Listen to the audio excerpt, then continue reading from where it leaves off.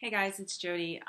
This is a very difficult video for me to record, and I apologize if I break down in this video. I was told by my mentor that I need to get my story out and share something that is uncomfortable because, as we all know, you only grow outside of your comfort zone, and this is going to help not just me, but everybody listening to this, I think, has something to glean from my experience. And that's why I want to share it with you. Now, people who know me now and just know me now and aren't aware of the things that transpired, there was 5 seconds that changed my entire life. And it's really set into motion self-discovery, and people think that, especially people that just know me right now, that, oh my God, you're so happy all the time. It must be so easy for you. You know, everything is roses for you, and that's not the case. And, I really had to work on myself, and one of the major things that occurred in my life, because I was very happy up until a point of my life, and I was 16 and a half, and probably a little bit more than 16 and a half, but maybe, I think, around there. I know that it was for like 4 to 5 months before my 17th birthday. That's what matters. And I remember sitting on the couch, and I was watching a show, a news show, 2020. And I remember an overwhelming feeling just rush over my body. And the feeling, I never felt this before. I felt like I wasn't real, and I wasn't really in my head, and things felt foggy. And I had an extremely horrendous panic attack. But at the time, I had no idea what it was. And I remember weeks prior, I had watched a special on a cable news channel, and it was about schizophrenia. So I automatically assumed I was going crazy and losing my mind. And I remember getting up off the couch. It was really uncomfortable. And I went directly, found my mother, and I was like, I don't feel right. Something's not right. Something is happening to me, and it doesn't feel right. I just don't feel like myself. I feel very dreamy, and like that I'm in a dream. And before I understood what was happening, she knew exactly what was going on, and she said to me, "You're having a panic attack, an anxiety attack, and it's okay. It's going to pass."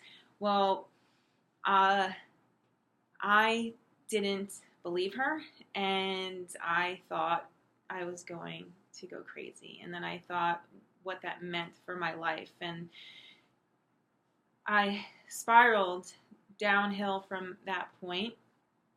I was very thin at the time, and because I was in such an anxious place, and I was experiencing constant anxiety, constant panic attacks, because all I kept thinking was, oh my God, I'm losing my mind, I'm going to be put away, this is going to be my life from now on. All this stuff was creating a lot of panic and anxiety. And then it led to depression, because I was convinced that I was going to lose my mind. So I thought, what's life from this point? And I remember that the week after I had my panic attack, I couldn't eat. And every time I did eat, I would throw up. And I wouldn't make myself throw up. I would just spontaneously throw up. And I knew it was a problem when I drank water, and I couldn't keep the water down. So I went to my neighbor's house, and I knocked on the door, and I said, you got to help me. I can't keep water down. And my mom had told the neighbors what was going on, because she was really worried about me. So she wanted them to keep an eye on me. So they were all aware, and I knew they were aware. So I went immediately and asked for help, and they called my mother, and my mother came home and took me to the doctor. She took me to the internist, because she didn't know if I had something physical going on. And so I told the doctor everything that had gone on, what had transpired, and he recommended, and by the way, right at this moment, I think I'm having a little bit of an anxiety attack because this is very difficult for me to share. Um, so anyway, so I'm at the doctor's, and he, spoke to my mom. They both came back in, and they said, "Here's a prescription, and it's for anti-nausea, and you know, let me know how you're doing in a day, and we'll see if we need to run more tests." And I was like, okay, well, they found the problem, and I'm going to be okay. And I took the pill, like we went to pick up the prescription, took the pill, and when you know it, the nausea went away. What I did not know is, and I didn't know this till years later, that the doctor had told my mother he was prescribing me a placebo, a sugar pill, and he was going to tell me it was anti-nausea. And if I stopped throwing up, then it was clearly a mental issue and not a physical issue. And at that point, my mom knew I stopped vomiting. This meant that I had a mental issue and I needed to seek psychiatric help. And I did. But it was a battle.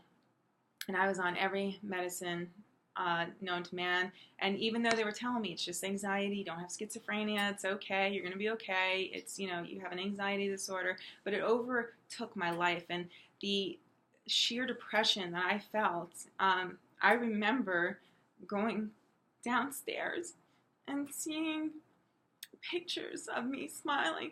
And I thought, oh my God, I'm never going to smile again. Like, I never thought I'd be happy again. And just life began to spiral out of control. And it, medicine did help and I would come out of it, but it would be very episodic. So every couple of months, I would fall back into the same pattern, the same routine. And until I was about 24, I read a book, a really great book called Man's Search for Meaning by Viktor Frankl. It was recommended by my uncle, and that started my transformation. And I still had to work through, because it wasn't until I was in my 30s, and I recorded a video about this when I had a health scare, that it really cemented the fact that I was wasting time living in fear. And I decided from that day on to live my life happy. And it's a choice. I made a choice. And I haven't been on medicine, and I know, it's okay to take medicine. We need sometimes to do that. But I have been off my medication since my mid 30s, and I'm 44 now. And what I'm here to tell you today, why I'm sharing this story, is I didn't arrive at a place called happy. This is not easy for me, and it's not easy for anybody. And I know that, and I understand that, and I built an arsenal, tools that I can help people get through this, because once I made it through over the hump, when I was 24, I did read the book, and it did make a huge difference in my life, but it wasn't connecting the dots. And until I got real with myself and, accepted responsibility that happiness is a choice. There was an article, one of my clients told me about this, and I love my client. Hi, Michelle.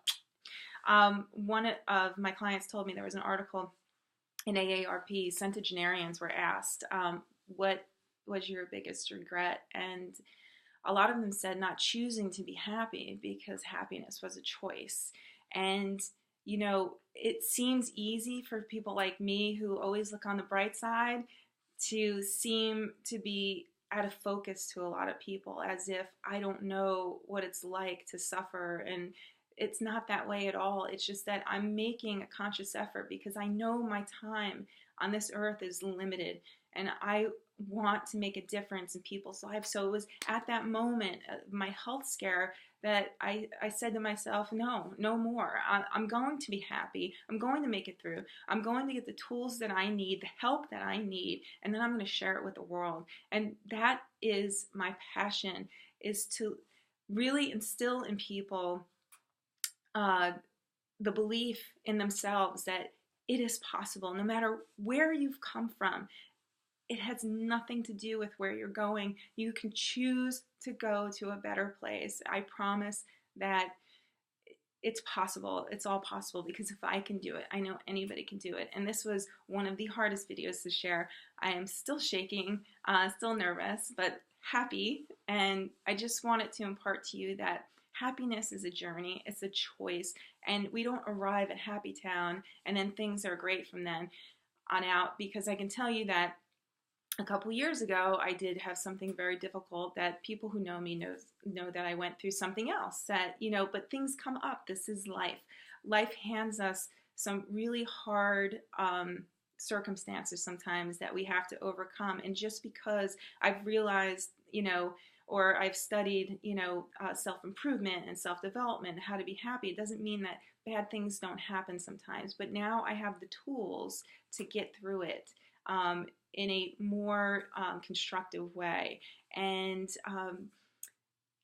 it has taught me what my true passion is in life, and that is to change people's perception of themselves, make them believe that anything is possible, and have them live a life of true fulfillment. Because I'm going to tell you right now, that's what it's all about. It's about fulfillment, it's about growth, and it's about contribution, and it's about love. And, I hope you get something out of this, and know that there are people here that are seemingly happy, and they are happy, but they weren't always, and they've come to this place of happiness, and it's always still a journey.